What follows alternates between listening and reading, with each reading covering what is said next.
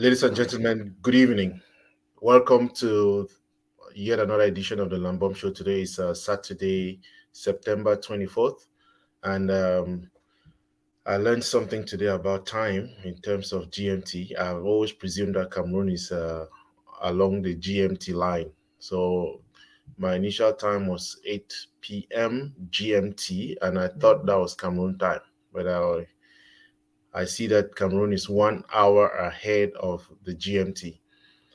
But we are here, Saturday, usual program, African Soccer Vibes with veteran sports journalist Fon Echekiye. Hi, Fon. How is Yaoundé today? Yeah, Lambert, everything is fine. Nothing really to quarrel with at this point in time. Everything is fine so far. This is a break of day, and everything is moving on well. I imagine we'll have something like 2 hours and 23 minutes to the end of this day. For now, everything is fine. So let the show go on. Good. So again, I am really surprised that things are fine. I'm sure I'm starting in reverse order, but after the defeat yesterday of a little-known Uzbekistan, holding Cameroon down 2-0.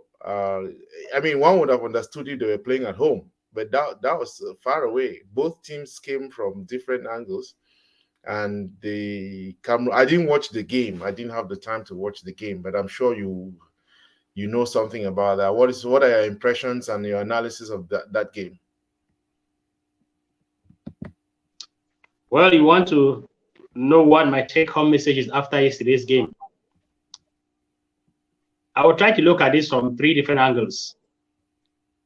The first one is the scores of yesterday's match. I think very few people imagined that Uzbekistan was going to defeat Cameroon. And still fewer people imagined that it would have been a 2-0 spanking. And still many more people were surprised by what they found out to be a strategy trial approach to the game by Rigobert Song Bahanak, the head coach of the Cameroon national team. Of course, we are counting down to the World Cup finals in Qatar, which finals will kick off on the 20th of November 2022 and to close on the 18th of December. So this is the time for us to, when I say us, I'm referring to all of those going to the World Cup, including the teams and the fans, the reporters, the media, and what have you. So this is the time for each and everyone to get into what you can call the dress rehearsal before the real thing.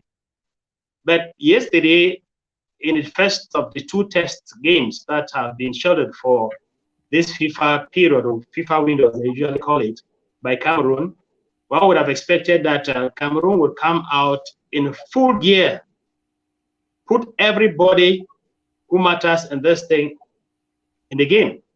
After all, it is from what happened yesterday and what is supposed to happen on Tuesday when they take on South Korea that you start taking the decisions based on the conclusions that you would have drawn. But what happened yesterday was Rigobert Song Bahanak decided to approach the game with a very unlikely game strategy. 3-4-3. 3-4-3. 3 defenders, 4 midfielders, and 3 attackers. In my life as a football commentator and covering the indomitable lines of Cameroon for 3 decades, such a lineup or such an approach to the game is rare. Not until you have the men, the human resources in camp that can help you deliver based on promise. You don't opt for that kind of stuff. So we were all like sitting back, holding our breath, and saying, what does this thing lead us to? And so therefore, the 2-0 or the 2-0 defeat of Cameroon by Uzbekistan was to be expected. The first error many people would have made is to say the team is called Uzbekistan. So therefore, it has nothing to do with football. But yesterday, what we saw was something that was far different from what you would have had as predictions. You had a fast-playing side, a confident side, and a side that, for your interest, Lambert, had not lost any match in the previous 6 games that they had played. So when they were getting to play against Cameroon, it was a friendly match, yet, but they had a record to keep, that they will play 7 matches in a row and not lose any. So therefore, when they came to the field yesterday, you would have said it was a friendly. But they came there determined to defeat Cameroon and keep a clean sheet. And that was exactly what happened yesterday. Now, when you look at the team that was put forward, certainly, Rigobert's son would have loved to know which of the players was lacking and who could fill in the appropriately, let's say, in a sentence that was supposed to determine Cameroon's participation at the World Cup. So he definitely had off his sleeve to try to discover what some of these players he had not seen before could provide or to give in terms of their output or in terms of the performance.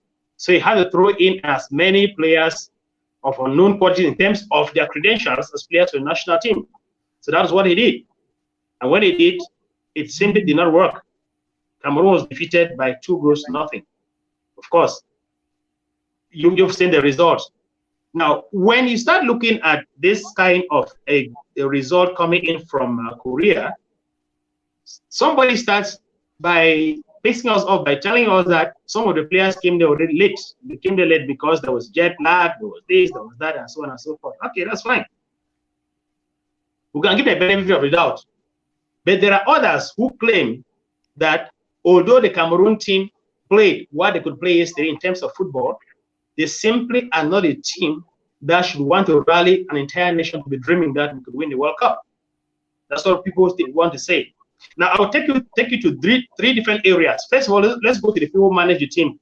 And I begin with the person who has the last word in the management of Cameroon football. His name is Samuel Eto'o. After the game, Samuel Eto'o told all who wanted to hear that he was, for the first time ever, in a situation where he would have wanted Cameroon to lose, so that he sees how they can bounce back from adversity. And he goes ahead to say that the objective of the team was to go to Qatar and not to leave Qatar before the 18th of December. In other words, what they are saying is that the team will have to play the final game of the tournament. Now, that's what he's saying. And actually making viewers and the fans of the Lions to take down and swallow and be contented with that was very satisfied with the performance of the team.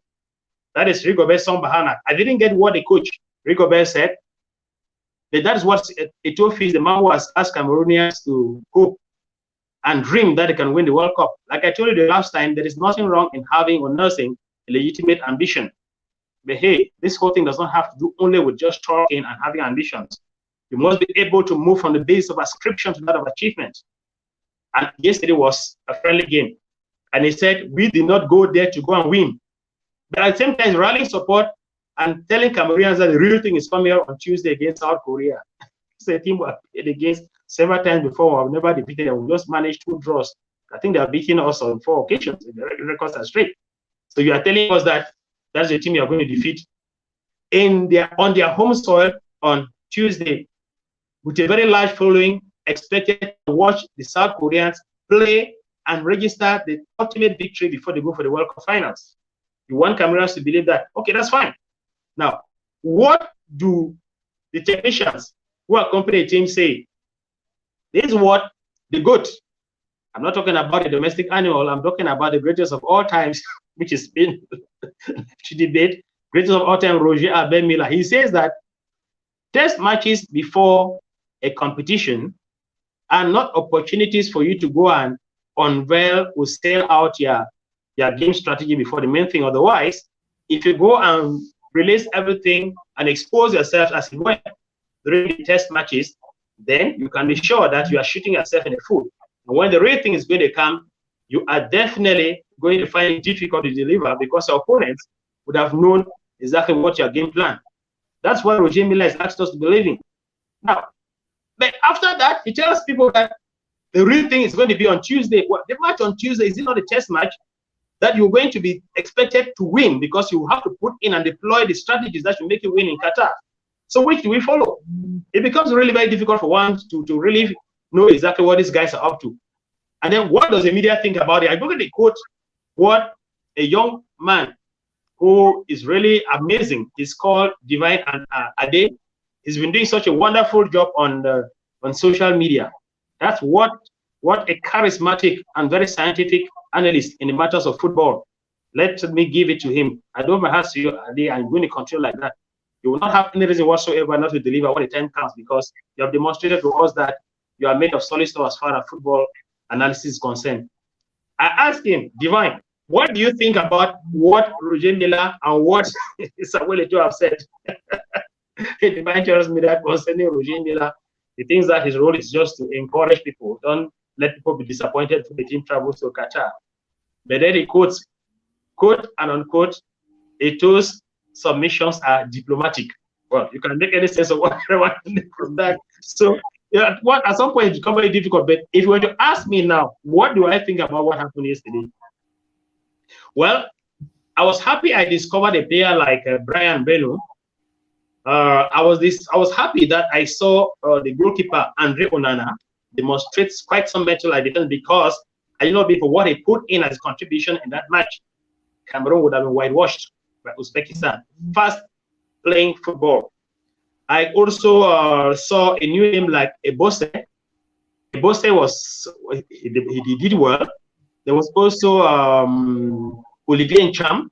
He equally did well. And who else? Castelletto. In fact, the way they combined with Nkulu at the defense was inspiring.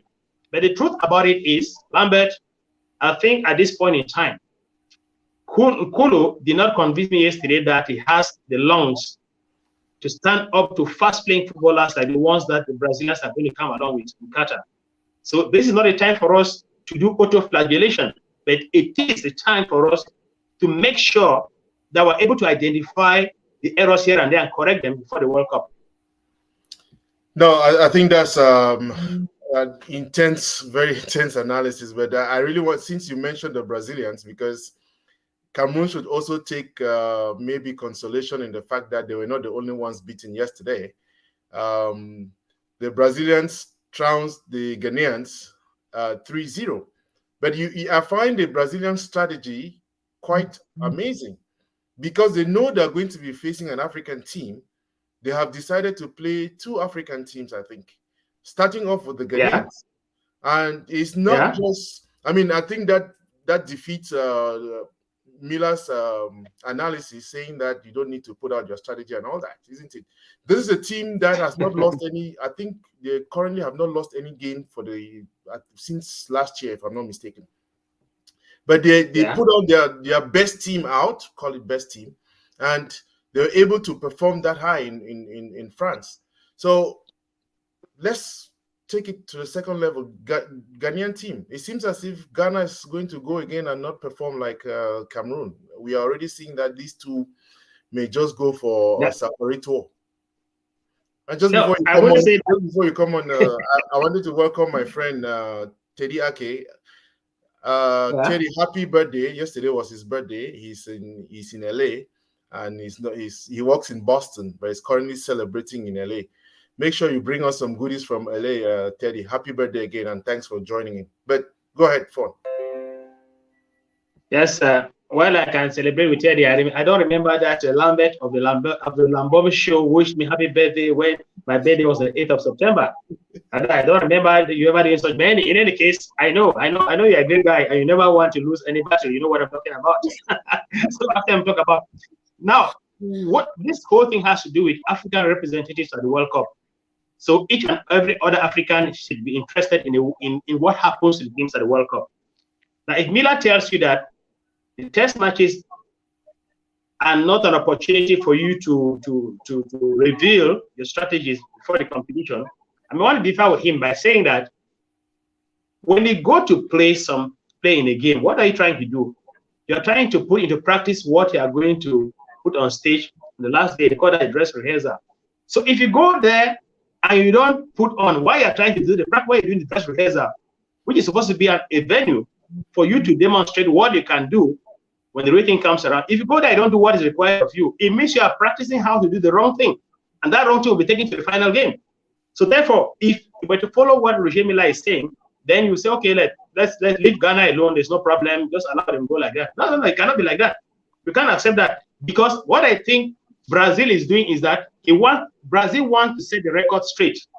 Remember, in 2014, when they hosted the competition, they were whitewashed on Brazilian soil by 7-1 by Germany.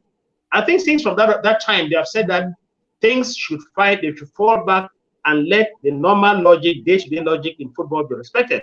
So whatever I think Brazil is doing right now is exactly what they're going to do when the competition begins. So what is definitely going to happen is that after dropping Ghana, like an old habit, 3-0, they are going to look at Tunisia.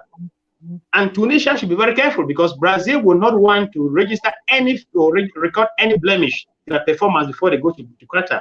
So they are playing, their performance is like going full circle.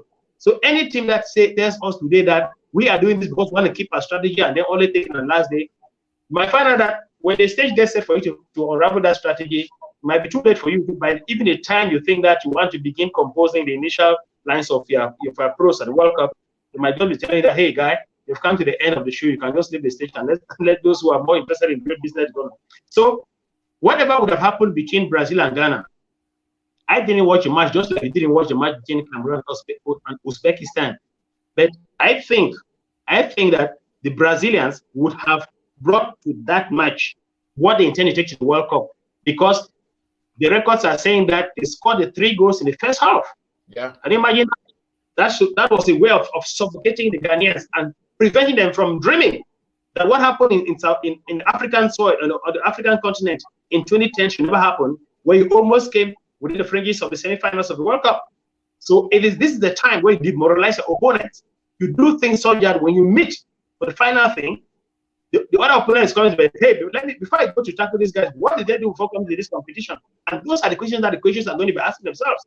So if you go and start taking 2 goals against Uzbekistan to tell people that, oh, you see, it wasn't the time for us to unravel or unveil our strategy, then you are instead encouraging your opponents. They say, well, these are guys who lost to Uzbekistan. So we're getting to meet them, already having defeated them psychologically.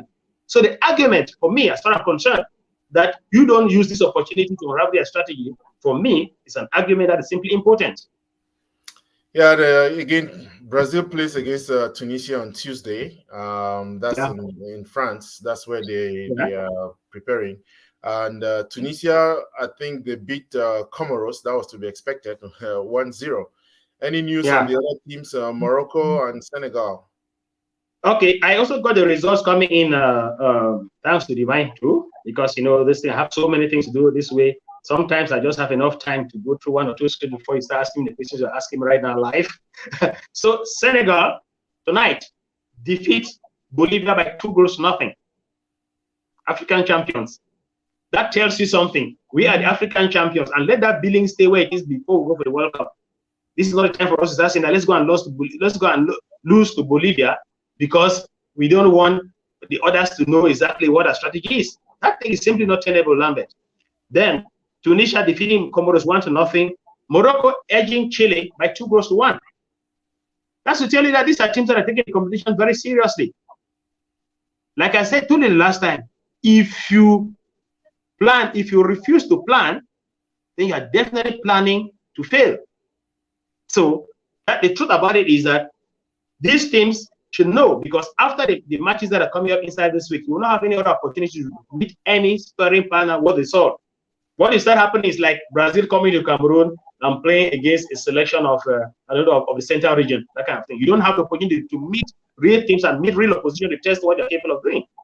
So these games, the one of yesterday and the one of Tuesday for Cameroon, should be taken seriously. In fact, if Miller wants to convince Cameroonians that Cameroon is really good for the World Cup, let him urge the players. In fact, let him urge the staff to come up with what they can call the asterisk team of the Cameroon, the lineup of the Cameroon team for the World Cup. Let's test them and see exactly what they can do during the World Cup finals. That is very, very important. Because if I take you to 1990, Cameroon was traveling to go play at the World Cup finals. But they had the African Nations Cup, first of all, to contend with. They had won the cup in 1988. So they were going to that tournament as the defending champion. But they were routed and thrown out of the tournament at the end of the first round. But they were going for the World Cup. But just after that, the coach at the time, Valerie Nepomniachtchi, told them that this is not the time to joke, because it is now that you have to demonstrate to whoever follows this Lions team very closely that you are ready for the World Cup. And that is why during the test matches leading up to the World Cup, Cameroon started beating teams 2-0, 6-1, and so on and so forth. The real Cameroon came out of their shell. They came out of the day. They went on rampage. And that is why the performance in 1990 was simply not something that somebody, like many people want to claim that it was more of luck. It wasn't luck. Luck does not identify whom we come from, as far as I'm concerned. Luck is there for you to grab. If you cannot grab, that's your cup of tea. And so after those scores, we take it to what is happening inside this week. Senegal, who have defeated Bolivia by 2-0, will play against Iran. Ghana, who lost 0-3 against Brazil, taken on Nicaragua.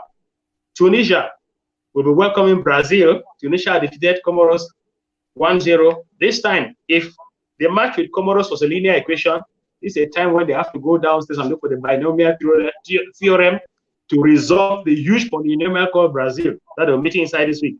Cameroon taken on South Korea. They never defeated South Korea before. And Morocco, who defeated Chile by 2-1, will take another side that has virtually the same kind of game strategy, Paraguay. So that is how they're going to squaring up inside this week. But let me tell you, if there was any child's play in the first game that they took, let the second games be opportunities for these teams to sit up. Because if you don't sit up and try to defeat your opponent at a distance psychologically, that could be a major undoing in this tournament. So again, I think one thing that we have to, I wanted to talk about today, I mean, before we wrap up this segment, you look at the Brazilian team, 3/4, if not the entire team, plays in top leagues. So you have them in EPL, the English Premier League. You have them in Italy. You have them in Spain. You have them. So, but when you go around, and I'm sure I'm thinking that's why Cameroon decided to choose Uzbekistan, because it seems as if the players for the Cameroon team are only skirting around those, There are very few of them who are playing in top leagues in France, in Italy, and I think there's just one person who came in from the revelation this time around from the EPL. What is your assessment? Is that a good way of looking at this? I mean, football has no formula, they say, but I think that the quality of the players we have, I am wondering whether we can really go anywhere. No, the truth is this. Cameroon is going to the World Cup finals with a crop of players who I know are very determined. And they're also taking along with them something that cannot be codified, what they call the fighting spirit. Now, how do you blend what they have in terms of human resources in the den with what they call the lion spirit? Because it's that spirit that can account for a difference in terms of their performance in the tournament. Now, when you look at the Brazilian team you're talking about, crowded with stars left and right and so on and so forth, there is something too.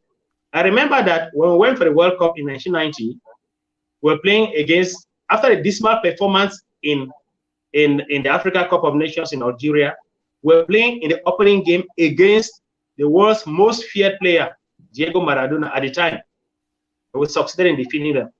Now, the question definitely, as far as I'm concerned, you have 210 teams of the 214 member federations of FIFA who began these tournaments for qualification. At the end of the day, you are remaining with 32 of them. That tells you that these are the best 32 teams you can have from more than 200 who started this whole thing, right? So, therefore, there is not much of a difference between the teams that, in fact, the one that will leave the competition on the first day and the one that's going to end up winning the cup. There's not going to be very much of a difference. It's going to depend on what is your mental toughness you are taking. What is the mental toughness you are taking to the tournament? It's going to depend on your preparations plus your mental toughness. So I don't think that because you have the best players coming from the best leagues, then it should be given. No. Otherwise, FIFA will just say, okay, let's declare France or Brazil the winner of the tournament and let anybody go home. We don't have any more reason to go and play in Qatar. We're going to Qatar because football evolves. And irrespective of the names that you have, things can happen to crown this or that other player or team in the place of this or the other one. So allow things to evolve. Allow things to evolve. Otherwise, the teams that think that they don't have those big names, they will not even enroll for the competition. And you know what, Lambert? There is something about it too. We are talking about football, which is a team sport. Now, the coaches of the teams that feature the players of the best league, would they be able to would they be able to put all of that talent in a blender and churn out something that is collectively productive or not? That's the question. Whereas those other teams that seem to be of second tier or third tier in terms of performance, who are coming to the tournament, will the coaches be able to put together everything they have at their disposal to put in a blender and churn out something that collectively can have a serious argument to stake in the game of football? That's the question. So again, if you are just joining us here on the Lambom Show with veteran sports journalist Fon Echekiye, and we are with African Soccer Vibes, now just going through a segment on the World Cup prep. Let's circle back. I think, again, part of this, we have talked about it, I think, for the last 3 weeks. The problem with jerseys.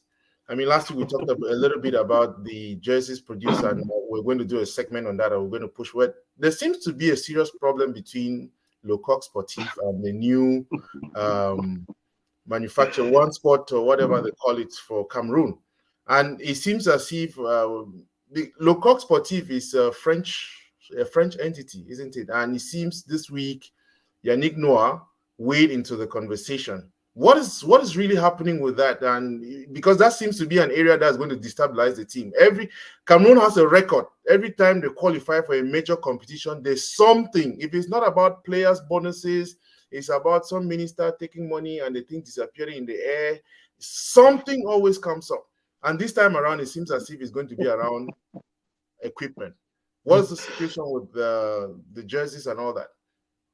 Lambert, no minister has taken money and is disappearing in the air. What the records retain is that a minister once told us that to this day, even 3 decades later, there is still a suitcase somewhere between Paris and New York.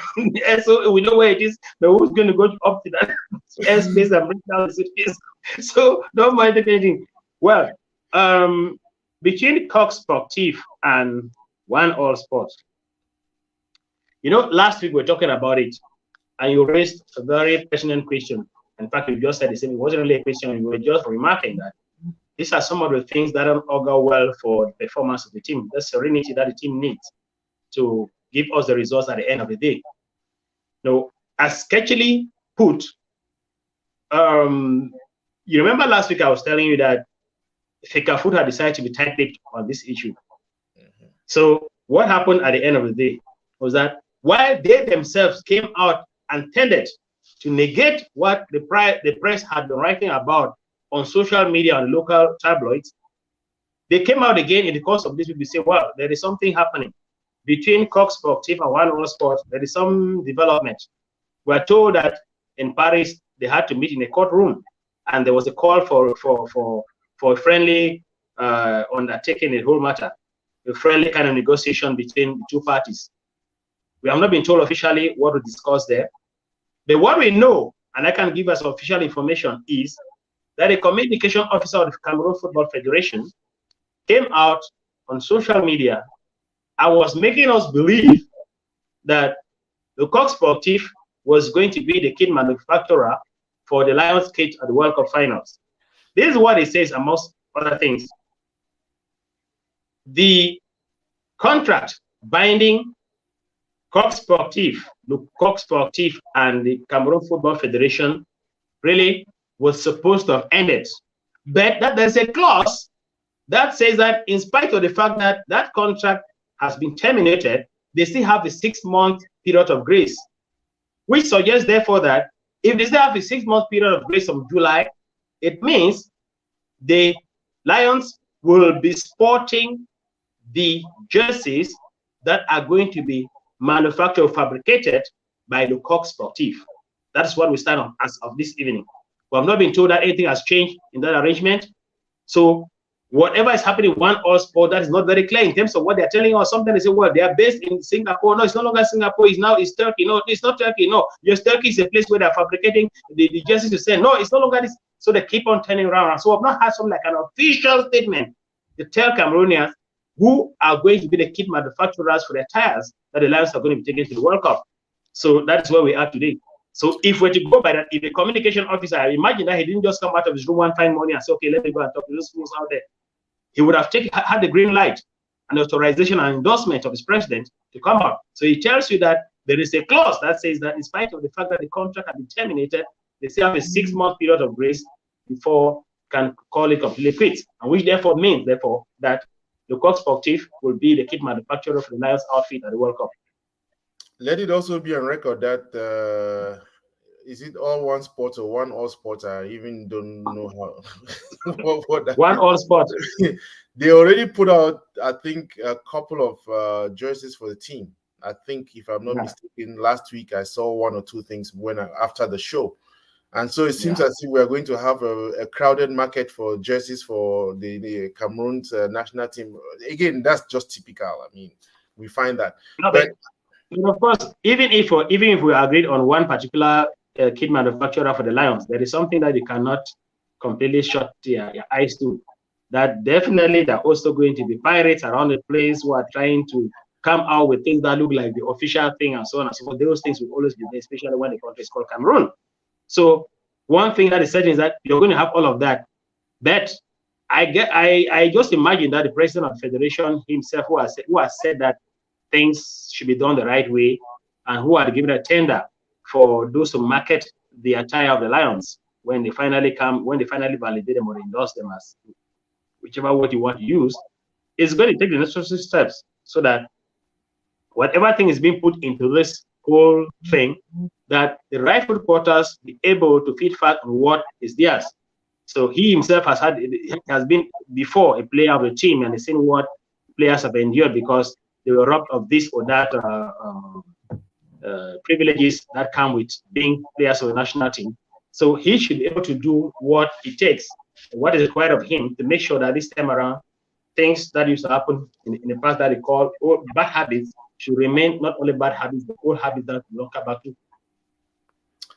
Okay, so we hope that gets resolved sooner than later. We are less than, how many days to the World Cup? So we hope that there will be no hiccups along the way. They have enough time to resolve that.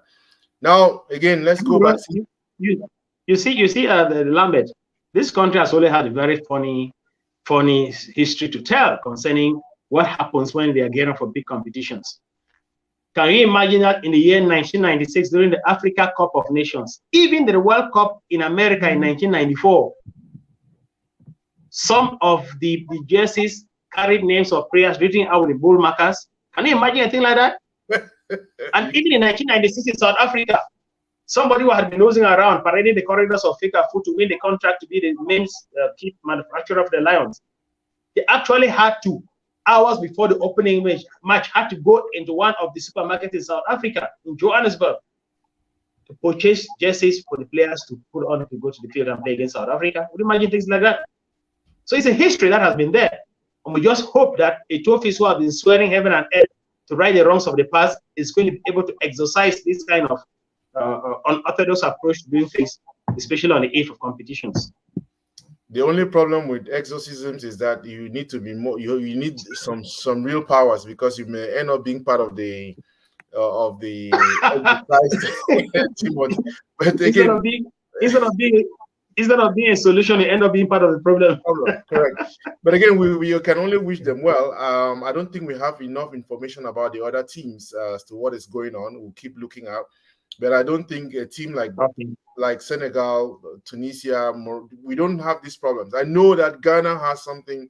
They have a problem with the players. Who is going to be fielded? Because one of the commentaries I read was why they are fielding some old players like Ahu, who cannot really move as fast as others. But we'll dig into other teams. We are not just focusing here on Cameroon. Unfortunately, charity begins at home. But let's get into some other stuff. Last week we talked about Interpol, and one of my friends, Emmanuel Tabi, is a die-hard supporter of Opopo, and I saw him putting out some messages about Opopo this week. So seemingly Opopo did some magic this week. What happened to Opopo this week? Well, we're already beginning to have some problem with the sound, but I'm going to proceed. Lambert, the Interpol's competition came and went, and I begin with the bad news, because somebody tells me that if you go somewhere and you want to enjoy the drink when you leave the place, what you do is I begin with the sour and Okay, so like expected, I think Fon's connection has a problem. Um, we have repeatedly had these connectivity issues, but as we keep saying, we're working on it. So let's hope. It's not easy. Fon is coming to us from Yaoundé, and I'm in Washington, D.C., so that connectivity is always a problem. But we're going to continue fixing that, trying to make sure that we have the connections that we need.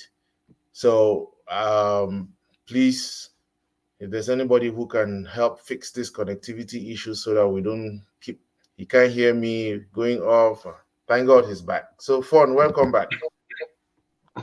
Thank you very much. So what Yes. I was saying is that I begin with the bad news, and that's for you. If beloved representatives from the Northwest region, 8 top strikers are not amongst the 2 teams that qualified for the National Elite 2. They were defeated by Aigle de la Menoir in the cross semifinals.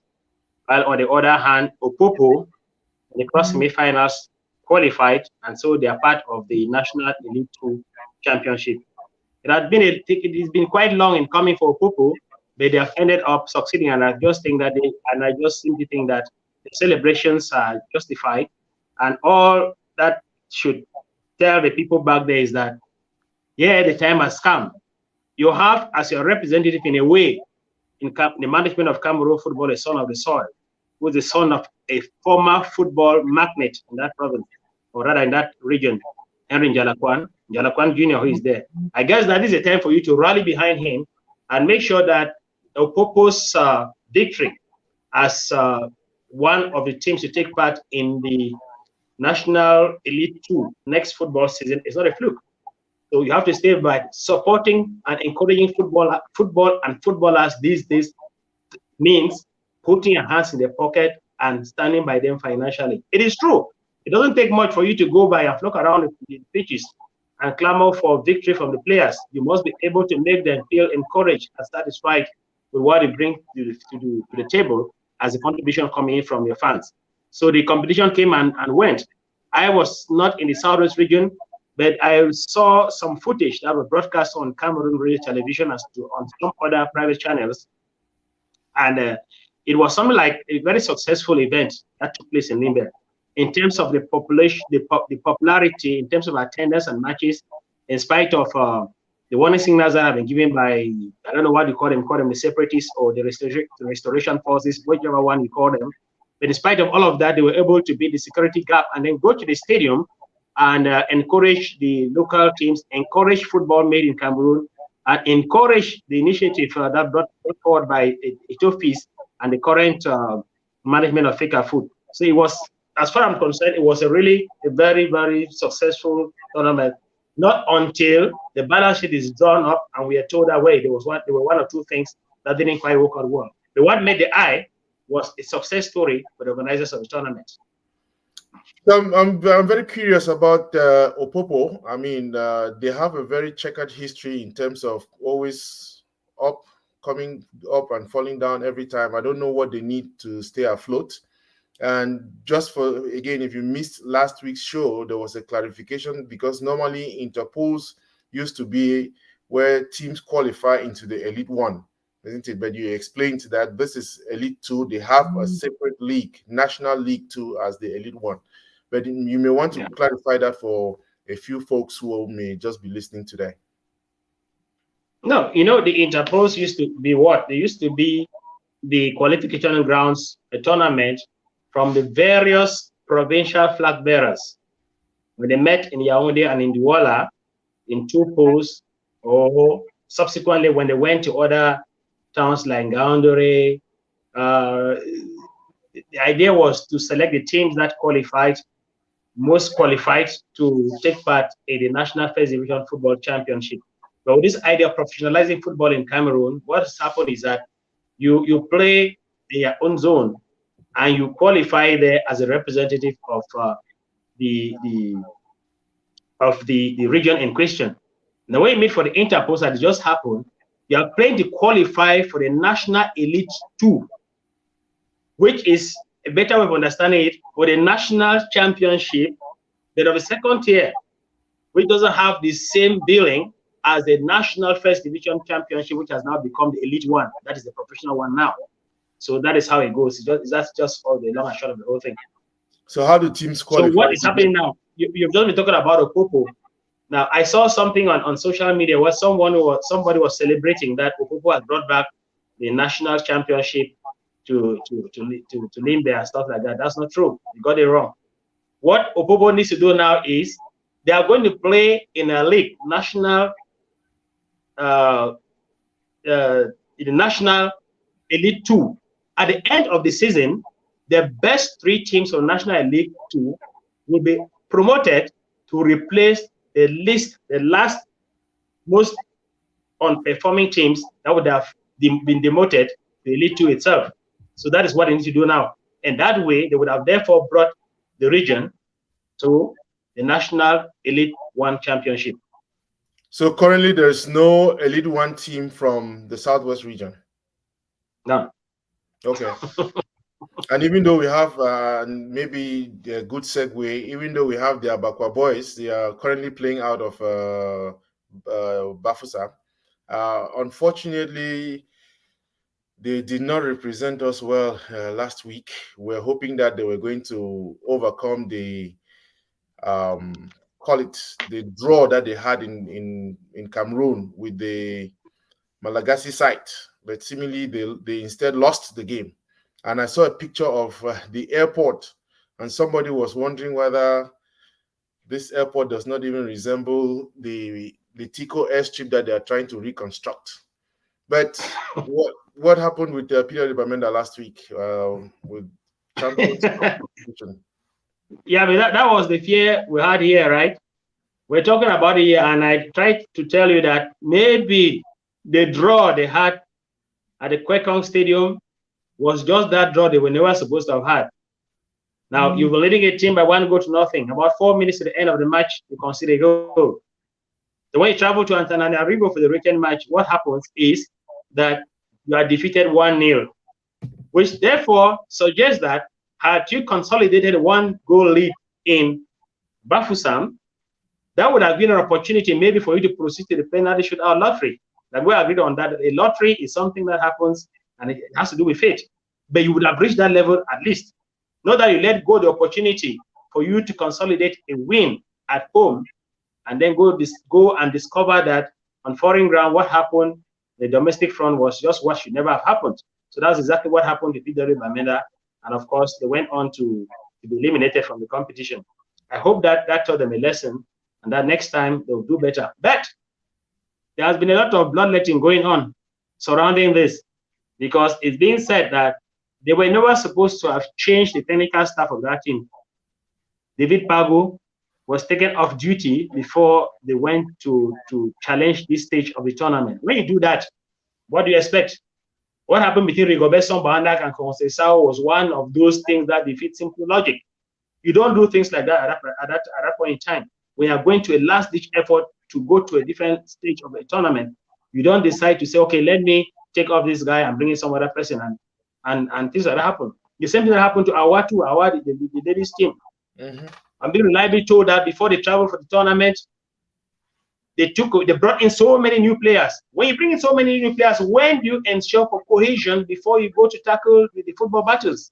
So there are some kinds of tactical approaches to this game that should be taken care of very, very, very, very, very seriously. So when you don't do that, you end up paying for shooting yourself, I don't know, intentionally or unintentionally, in the foot. Yeah, I mean, again, you mentioned you referenced this on intentionality, but one thing that I've really wondered is whether the teams actually just determined that after the first game they don't want to, because it's an expensive trip, it's an expensive project, isn't it? To be able to fly out the entire team to these places. I know some of these bills are subsidized, but I'm wondering whether that is not a reason that our teams have not been able to compete at top continental level because of the costs, prohibitive costs. That's not true. Look behind me there. You're going to see the pictures of the highlights of the 2005 Cup of Cameroon final. That was between Unisport of Oncam and Empo of Yaoundé. I think that's what it was. When you qualify as those people behind it, or the players and captains, are being offered the trophies, when you qualify to represent Cameroon in international scene, it becomes an affair of the state. That is what it is. That is the law. It becomes an affair of the state. So nobody says that what is too costly or this. You may come to a situation where to make available certain financial assistance could take a lot of time, in which case you go in for some auto sponsorship while hoping that you're going to recover your money later on. But to say that the team that represents the country is abandoned to themselves, it's not true. So I don't think that is what is it. It's just that there is something lacking somewhere. There is something really lacking somewhere, that when you get to a certain stage of the competition, you forget to know that you have to be professional in the way you tackle certain issues. Look at Qatar Sport of Garoua, who have now qualified for the Champions League, that juicy and sumptuous part of the tournament. What have they done? They've qualified for the group phase of the tournament. This is where every other match played by Qatar Sport will have to be screened live by the local broadcaster, the CRTV, and the prize money too is so much. Now, why can Qatar Sport do that? It's simply because they have a different approach to the way football is managed within the circles of that company. So they are tackling it with a very professional approach to things. Now you ask me the question, why is it that since 1981, that is 1 year and 4 decades ago, Cameroon has not won a silverware in terms of international competitions, whereas Qatar Sport is there winning the competition? We're saying that they're being professional. Well, you should remember that in the year 2008, Qatar Sport played the last Champions League final game by any Cameroonian club side. That was against Al Ahly of Cairo, Egypt. They went to Garoua, or rather, they went to Cairo, and they lost. I think they would have been by 4 goals, nothing, or something like that. When they came back with a written match in Garoua. So in spite of the determination and everything put in by the manager at the time, I think there was Iya Mohammed at the time, there was the general manager of the Qatar, the president of FIFA at the time, there was also the people like Mr. Captain and so on and so forth, who put in everything to make sure that the team reached the very summit. But for one more time, that title that they've been chasing all their lives became very elusive. And so that night in Garoua, the former Prime Minister of Cameroon, Chief Ephraim, handed over the trophy to the visiting team from Cairo. But what we are saying is, they got finally to that stage of the tournament, right? They got to that stage of the tournament, and they're the only side that have so far been consistent in the way they approach the game. So we are not surprised, therefore, that in the heat of all of this, that it should be the only side we can be talking about right now as we talk on the Lambom Show. So can other teams not do what they call copy a good example? Can they not copy a good example? Examples are meant to be copied, especially when they are good examples. So that's the question. I can answer for you directly. The problem is not just copying. The problem is they copied, and they have a certain inability to paste. So, but it's an issue that managers of football in Cameroon really need to take seriously. How to really manage the teams beyond just the national level into international competitions, because one would have really loved Peter Bamenda to have gone beyond and brought some international soccer, African soccer, to the Western region where they are currently playing. But you already referenced Qatar Sport, and I don't know what you're talking about, the competition being juicy. What competition are they in, and what are their prospects now? Now, when you begin what they call the African Champions League, you start with the preliminaries. When you qualify after the preliminaries, you go now to what you call the group competition, the group stage of the tournament. So you have 2 groups of 4 teams each. You start playing like a league amongst yourself, and group by group.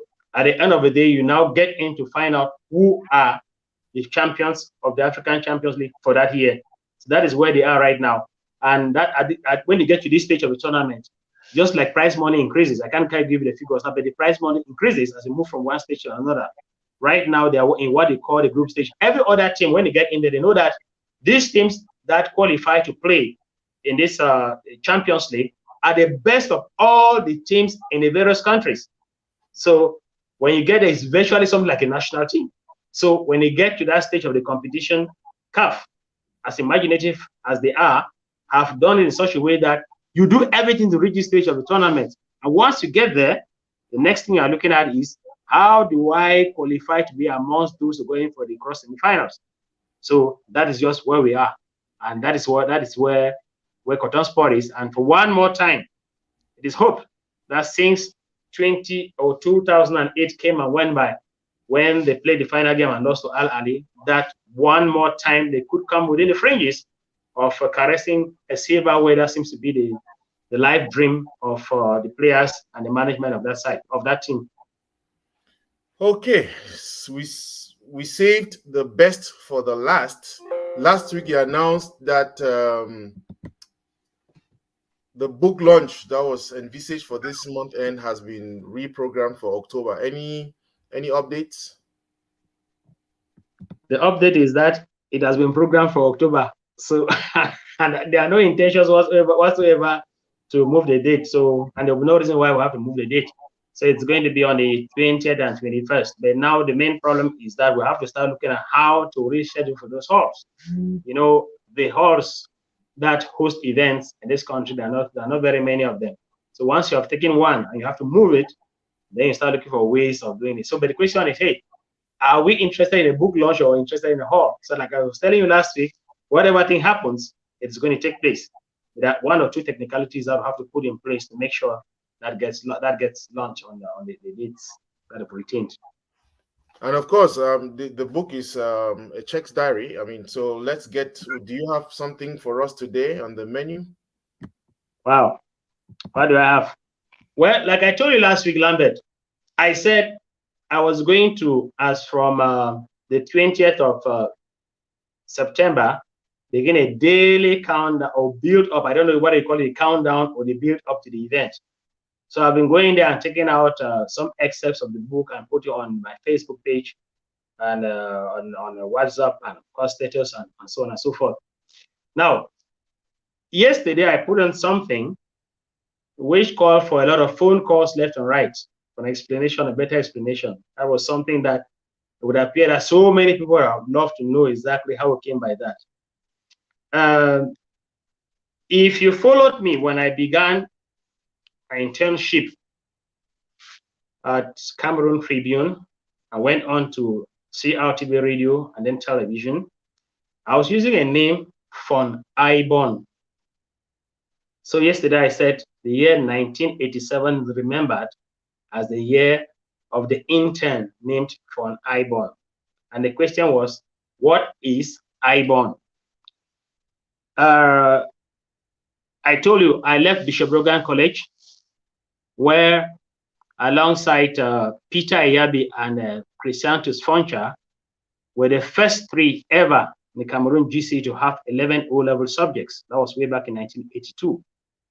So moved to Cast Bambili to read the sciences. Actually, you know, when you go to Bishop Rogan College, the idea is that you want to become a priest. So I went to Bishop Rogan College and left from there. At some point, I changed my mind. I think that would have been in Form 4. I changed my mind. I said I will no longer be a priest. So I started eyeing what you can call electromechanical engineering. So I arrived in Bambili and was lodged in the hostel there, the Reunification Hall, room 5, alongside Ndumbe Marcus, Nane Pale, Oliver Binso, and Victor Elame, and so on and so forth. So there was a friend of mine, or let's say a classmate of mine to be more appropriate in the way we describe them, Yoba Francis Yakam. That's a guy who slotted in the audio tape one afternoon, and I listened to Zakarenko's commentary, and that would define the rest of my life, professionally speaking. So on the sidelines of that, we used to go on holidays and go to watch this Chinese martial arts film. So when we came back from one of those holidays, we met to talk about our experiences. I was talking to him about a certain movie called Kung Fu Impossible Mission. In French, the poster showed in French, they wrote something there, they met the Black Stone, whereas the film actually was Kung Fu Impossible Mission. Now, he came up with what he called the best of them all. He called it Born l'Invincible. Born Invincible. So we kept on meeting and comparing notes on the films. And I finally went to town one day from Casbah when I was told that that film was being screened in Bamenda. I left school and went to town and went and watched it and I came back and said, wow. So I became a stronger PRO man for Bond and Victory than he did. So suddenly, Yoba Francis, my classmate, started calling me Bond. B-O-R-N, not B-O-N-D, B-O-R-N, Bond. At the same time, our math teacher, I told you I read chemistry, maths, further maths, and physics in the high school. Our math teacher, Mr. Sama MC, taught us the theory of complex numbers. And there was something so intriguing about the nature of the complex numbers. It says Z, a complex number Z was A plus IB. A was the natural side, yes, and the part of the complex numbers, and B was this IB was therefore the complex part. So now, coming from Bishop Dogan College, armed with a different approach, chiefly philosophical, looking at analysis, the classmate Delange Beniza said, hey, man, you are a very complicated guy. You have a complex approach to analysis. So you were born complex. You were a complicated born. So you are a complex born. So therefore, because of our knowledge in mathematics, where I denoted a complex number, he said, so truly, you are not even a complex born, you are an I born. That is how the name I born got born. And from there, my classmates started calling me I born, I born, I born. And so when I left school and I went to the School of Journalism and I started my internship at Cameroon Tribune under Emmanuel Tato, the then editor-in-chief or the chief of service of sports, I said my sports stories will be bylined for an I-born. So that is how I took it from Cameroon Tribune right up to the second year at CRTV Radio. But when I got to television and we asked to introduce ourselves on the first day we got to the editorial meeting, my editor-in-chief at the time, Eric Chinje, asked me, say, young man, what do you call? I stood up and said, my name is Fon Echekiye. He said, what? I said, my name is Fon Echekiye. He said, what is Echekiye? I tried to say, hey. He said, listen, you are here for serious business. That childish shit have been left in the garage. But now the intriguing part of the whole thing was that in 1987, therefore, when I say the intern name Fon Echekiye, when I was writing my story, the 1987 interpols were taking place in Yaoundé. So I covered a story between PWD Kumba and I think Edwin Chang. And I wrote the story. So those who read the story thought that the thing had been so well written. Byline, Fon Echekiye, asthma to student on internship. So I went to the training session of PWD Kumba, and a friend of mine came from the other side of the field and shouted, Echekiye, Echekiye. So when I turned to look at it around, he said, hey, is this that guy they call Echekiye? This guy writes very, very well. There's every indication that this guy is going to be a great journalist in this country. So this is just something I've just taken out of the church diary to explain why yesterday when I put it, 1987, the intern named Fon Echekiye. And there we have Fon Echekiye himself on the Lambom Show, giving us real nuggets. And like we have said here, there is a book that is in the works, that is ready. We're ready to do it this weekend, but unfortunately, some other things have happened and we have pushed that to October. And Fon promised us that there's no change. There's not going to be a second change of date or anything. It's going to be launched then. All of us are waiting. Those who are watching or those who come back to watch, I hope you have prepared your money because we'll have one show just dedicated to that book launch. And Fon, remember that there are people who want you to come to the US and some who want you to come to the UK. We are making that request official on this platform so that we can also have some time to, do a book launch here in the US and do one in the UK. But I know what you're eyeing. You're aiming at something. You want me to come over to the US and then formally present the Lambom Show. Is that right? Of course. Right. Yes. Yeah. So, I mean, do you have any last words, anything for us, last 20 seconds? Well, I have a friend who visits me every now and then. I think he's the only person who actually does visit me beside my choir members. His name is Prophet Gilbert Difu. So he came today to the house, and before he left, he asked me what is there in the kitchen. I said I just did some chicken sauce, and there's going to be some ripe plantains to accompany it. He looked at me, but he said we've been chatting. How soon did you do all of that? I said, have you forgotten that I'm Yaounde's fastest cook? So Yaounde's fastest cook has done it again. And to be honest, the one thing every time I've talked about you, the thing that I did not know about you was that you're a great chorister. I just found Really? out that, yes, so I just found out that you are a great chorister and also have a choir in Yaoundé. What is the name of the choir and how is the choir doing? Well, I created the St. Ignatius Choir of the Fuda Mission Station, which has now become a quasi parish. And then later on, I moved from there, and then I created what they call the St. Ignatius Ecumenical Chorus. Now, the St. Ignatius Chorus, it's an ecumenical group. When I left Fuda, after laying the groundwork for the church choir, I decided now to go to 5 different choirs in Yaoundé and chose the best 3 singers of each and put together 15 people and call them St. Ignatius Chorus. They meet in my house every Thursday, and they were there. We deal in choral music and what they call piano bar or live band kind of stuff. Wow. So I look forward to having them on the show. I know we only talk about soccer, but we need music for this show. I hope that you guys will be able to give us something. But thank you all. Thanks for bearing with us today. You're came in late show today because one of our friends lost the mom and we're doing a funeral today. That's why we had to push the show till late. We'll get back to our regular schedule next week. Except Fon has anything, I think that's it from us. Thank you for bearing with us. I hope you love it. Make sure one thing I always request, we are still waiting for Fon's YouTube channel and all that. I don't know why he's taking long, but hopefully we'll set that up.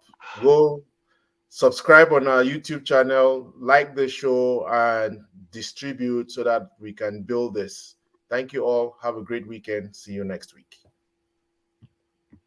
Okay, it's a pleasure.